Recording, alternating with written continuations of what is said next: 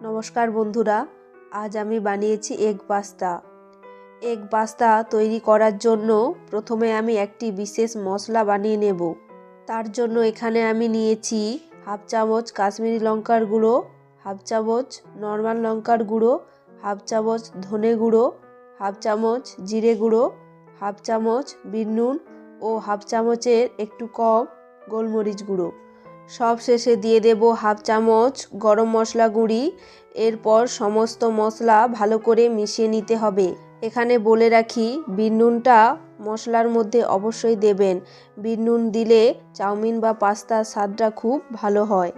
এখন একটি বাটির মধ্যে নিয়ে নিচ্ছি 2 চামচ ভিনিগার, 2 চামচ সোয়া সস, 3 চামচ গ্রিন চিলি সস। এরপর দিয়ে দিচ্ছি 4 চামচ টমেটো সস। এবার সমস্ত উপকরণ ভালো করে মিশিয়ে নেব।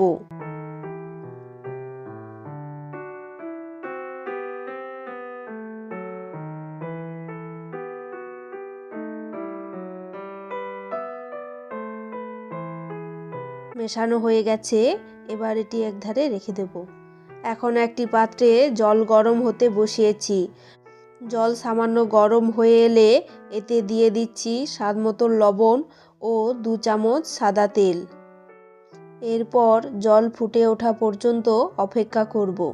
জল ফুটতে আরম্ভ করলে দিয়ে দেব 300 গ্রাম পাস্তা। এখন পাস্তা 2 থেকে 3 মিনিট ফুটিয়ে নেওয়ার পর এটাকে আমি ছেঁকে নেব। এখন আমি কড়াইয়ের মধ্যে দিয়ে দিলাম 3 চামচ সাদা তেল। তেল গরম হওয়া পর্যন্ত অপেক্ষা করব। তেল গরম হয়ে গেলে দিয়ে দিচ্ছি 2টি ডিম। ডিমটাকে আমি ভেজে ভুজিয়া বানিয়ে নেব। ডিমটাকে খুব বেশি লাল করে ভাজার দরকার নেই, একটু হালকা করে ভেজে নিতে হবে। দেখুন বন্ধুরা, ছোট ছোট টুকরো করে আমি ডিমের ভুজিয়া বানিয়ে নিয়েছি।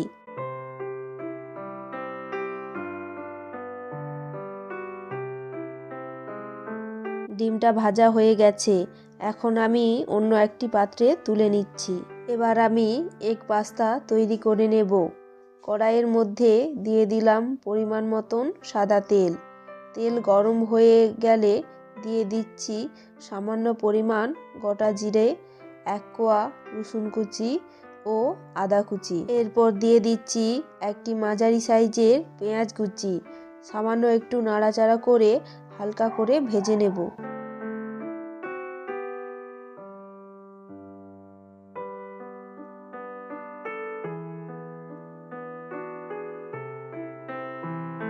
এই পর্যায়ে এর মধ্যে দিয়ে দিচ্ছি 1 কাপ গাজর কুচি। গাজর সামান্য নাড়াচাড়া করে ভেজে নেব।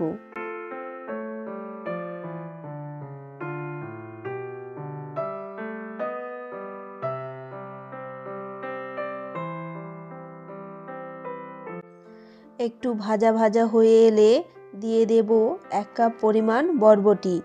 আবারও সমস্ত সবজি মিশিয়ে নিয়ে একটু ভেজে নেব। এক্ষেত্রে সবজি খুব ভালো করে ভাজার দরকার নেই, সবজির কাঁচা গন্ধ চলে যাওয়া পর্যন্ত অপেক্ষা করব। এখন এর মধ্যে দিয়ে দিচ্ছি 1 কাপ পরিমাণ বাঁধাকপি।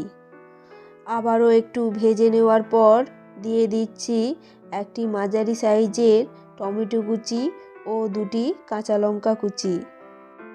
এখানে আপনারা আপনাদের মনের মতো সবজি যোগ করতে পারেন।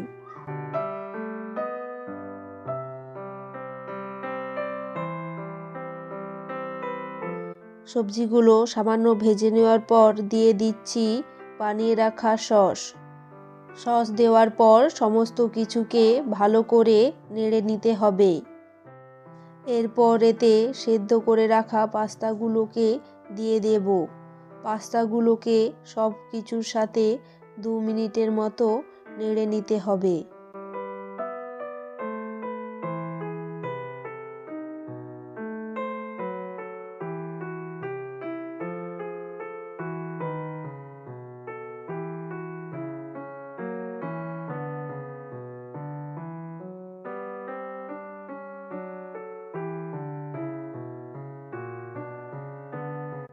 এরপর এর মধ্যে দিয়ে দিচ্ছি বানিয়ে রাখা সেই বিশেষ মশলা যেটা আমি আগেই তৈরি করে নিয়েছিলাম।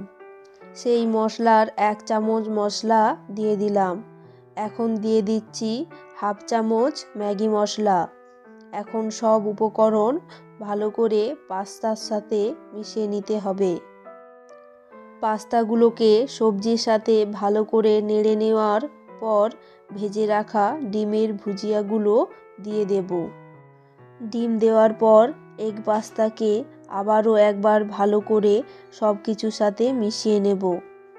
এখন এগ পাস্তাটি গরম গরম পরিবেশনের জন্য একদম রেডি। এটা অবশ্যই বাড়িতে একবার তৈরি করবেন ও আমাকে জানাবেন কেমন লাগলো।